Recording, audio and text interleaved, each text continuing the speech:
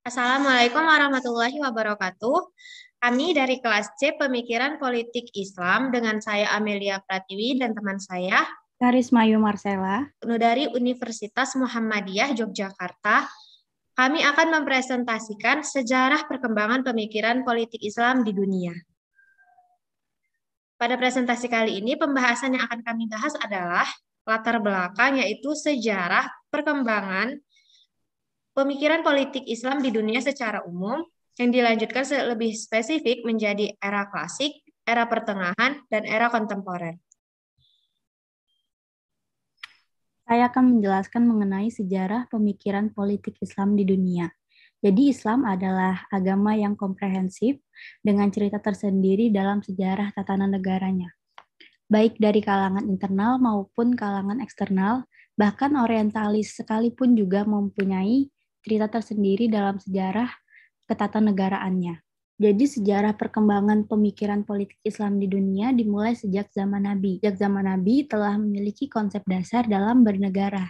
Terbukti dengan adanya penyebutan dalam sejarah yaitu adanya negara Madinah yang dianggap merupakan praktek dari bernegara pertama yang dilakukan oleh Nabi.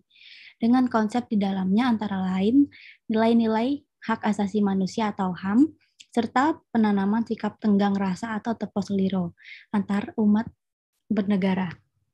Selanjutnya, sejarah perkembangan pemikiran politik Islam di dunia terbagi ke dalam 3 fase, yaitu klasik, pertengahan, dan kontemporer. Selanjutnya mengenai era klasik. Jadi era klasik dimulai pada masa Khulafaur Rasyidin.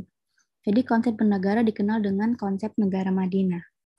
Corak praktek dalam bernegara belum memiliki teori-teori yang utuh, maka dari itu konsep pemimpin negara adalah khalifah dengan mekanisme pergantian yang berubah-ubah. Mekanisme penggantian khalifah pun berubah-ubah dari masa Abu Bakar kepada Umar dengan cara wasiat. Selanjutnya Umar kepada Utsman dengan tim formatur dan Utsman kepada Ali dengan cara aklamasi. Era klasik berakhir dengan diambilnya kekuasaan Islam oleh Muawiyah mengawali sistem monarki dalam pemerintahannya. Baik, selanjutnya adalah era pertengahan. Pada era pertengahan terdapat 6 tokoh utama yang pemikiran politik Islamnya sangat dikenal. Yang pertama ada Ibnu Rabi. Nah, negara menurut Ibnu Rabi adalah sebuah tempat yang menjadi naungan makhluk ciptaan Allah, yaitu manusia yang dengan watak cenderung berkumpul dan bermasyarakat. Sedangkan kepala negara menurut Ibnu Rabi adalah otoritas raja, di mana raja adalah mandat dari Tuhan didasarkan dari Nas Al-Quran. Bentuk pemerintahan menurut Ibnu Rabi adalah monarki, yaitu kerajaan. Dengan sedikit penjelasan tambahan, dalam pemikiran politik Islam menurut Ibnu Rabi, pemikirannya ini berpengaruh pada pemerintahan Khalifah Muqtasim. Yang kedua, ada Al-Farabi. Menurut Al-Farabi, negara hadir untuk memenuhi hajat hidup manusia di dunia dan di akhirat. Dengan kepala negara haruslah seseorang yang berasal dari golongan kelas atas. Dan konsep pemikiran politik Islam menurut Al-Farabi bersifat dengan konsep utopian atau bersifat tidak nyata. Selanjutnya adalah Al-Mawardi. Menurut Al-Mawardi, negara bertugas untuk memenuhi kebutuhan serta meneruskan roda-roda kehidupan, di mana kepala negara harus memiliki kredibilitas dalam beragama dan bernegara. Menurut Al-Mawardi juga, pemikiran politik Islam yang dijalankannya juga dipengaruhi oleh teori kontrak sosial, di mana manusia saling membutuhkan satu sama lain. Selanjutnya adalah pemikiran politik Islam menurut Al-Ghazali. Menurut Al-Ghazali, negara adalah sebuah tempat yang akan mengalami regenerasi, di mana setiap harinya akan ada generasi-generasi baru yang menempati negara tersebut, di mana kepala negara adalah bayangan Tuhan di bumi, sehingga jabatan ini adalah sesuatu yang bersifat suci atau muqaddas. Bentuk pemerintahan menurut Al-Ghazali adalah teokrasi, di mana di sini disandarkan kepada sifat dan prinsip ketuhanan dan demokrasi. Nah, pemikiran politik menurut Al-Ghazali di mana agama adalah fondasi dan raja adalah penjaganya, sehingga harus saling bekerja sama agar agama tetap menjadi fondasi yang kuat bagi sang raja dalam menjaga keutuhan negaranya.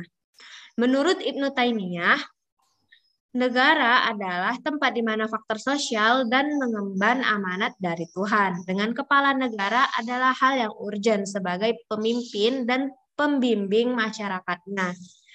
Menurut Ibnu Taimiyah, pemikiran politiknya itu juga dipengaruhi oleh pemikiran klasik dan bersifat zahid atau rendah diri serta menekankan keadilan. Ibnu Taimiyah menekankan bahwa pemikiran politik tidak harus rakus pada hal yang duniawi. Dan yang terakhir adalah menurut Ibnu Khaldun.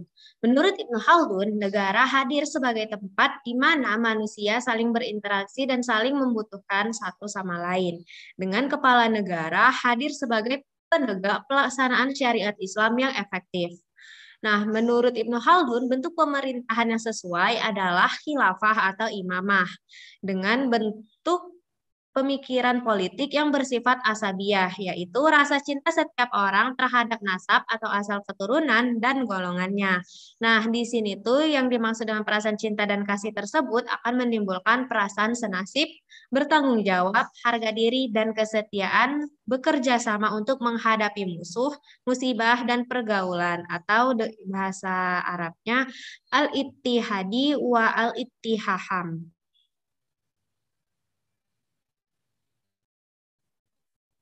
Selanjutnya penjelasan mengenai era kontemporer. Jadi era kontemporer ini berfokus pada praktek berpolitik praktis. Para tokoh di masa ini tidak mengemukakan kembali dasar-dasar berdirinya negara dan lain-lain, melainkan lebih terfokus pada praktek berpolitik praktis seperti Al-Maududi yang mengembangkan jihad atau holy war guna pengembalian keeksistensian Islam, sekalipun konsep jihad ini mempunyai pandangan yang negatif dari Barat kepada pemeluknya. Selanjutnya muncul wacana baru tentang hubungan Islam dan negara. Ketika umat Islam sudah mulai berkenalan dengan gagasan-gagasan politik Barat yang masuk ke dunia Islam bersama penjajahan Barat, muncul wacana baru tentang hubungan Islam dan negara. Umat Islam mulai berkenalan dengan wacana demokrasi, parlemen, pembatasan kekuasaan, lembaga legislatif, dan lain-lain, datang dari Barat. Selanjutnya munculnya para tokoh dan beberapa organisasi beserta pemikiran-pemikiran yang mengutamakan revitalisasi ajaran Islam. Lalu hubungan antar negara dan agama itu terbagi menjadi 4. Yang pertama, yang paling kiri, ialah negara yang anti agama. Contoh untuk model ini adalah negara komunis. Negara ini anti agama sebab ajaran pokok komunis antara lain ialah perlunya dianut pandangan bahwa negara adalah candu bagi masyarakat. Kedua ialah model sekular. Model ini menghendaki pemisahan sama sekali antara negara dan agama. Negara tidak mengurusi agama dan agama pun tidak mengurusi negara. Di dalam negara model kedua ini tidak ada uang negara yang digunakan untuk membiayai kegiatan untuk kepentingan agama. Ketiga ialah negara sekular yang mementingkan agama. Dalam model ini, agama dipentingkan. Hal ini dilakukan karena negara melihat perkembangan agama akan memperkuat negara. Negara berkepentingan pada agama dan tegasnya agama berguna bagi negara.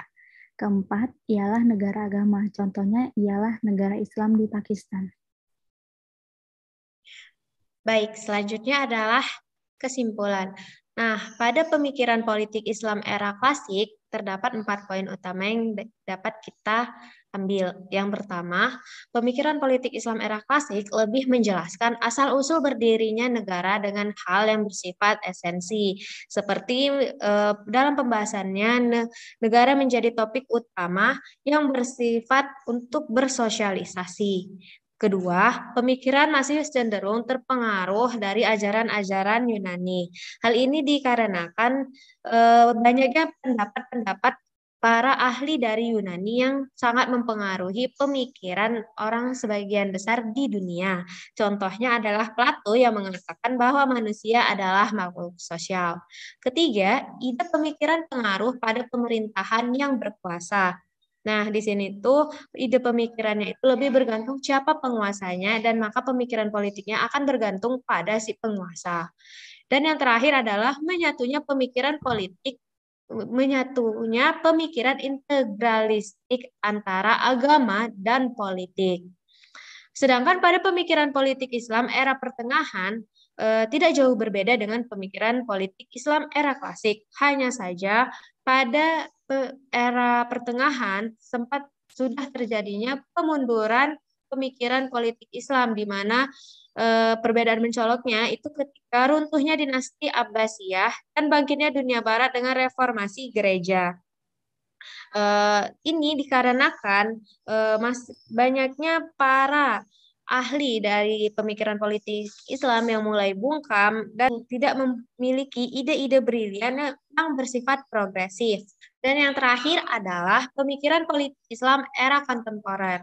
Nah, pada era kontemporer, pemikiran politik Islam sudah tidak lagi terfokus pada asal-usul negara. Yang kedua, teori politik bersifat lebih praktis, di mana munculnya beberapa ide pemikiran pada masa ini seperti integralistik, moderat, dan juga sekuleristik. Nah, di sini itu juga terdapat pengaruh pemikir Barat yang menganut sekularisme yang berdampak besar pada cara pemikiran politik Islam, di mana sekularisme ini adalah pemisahan antara agama dan negara. Dan yang terakhir adalah lebih mengutamakan bagaimana syariat Islam dilaksanakan. Nah, karena itu di sini negara akan lebih bersifat menentukan apakah harus khilafah, imamah, atau monarki. Baiklah, sekian presentasi dari saya dan Karisma Ayu Marcella. Atas segala kekurangannya kami mohon maaf. Sekian dari kami. Assalamualaikum warahmatullahi wabarakatuh.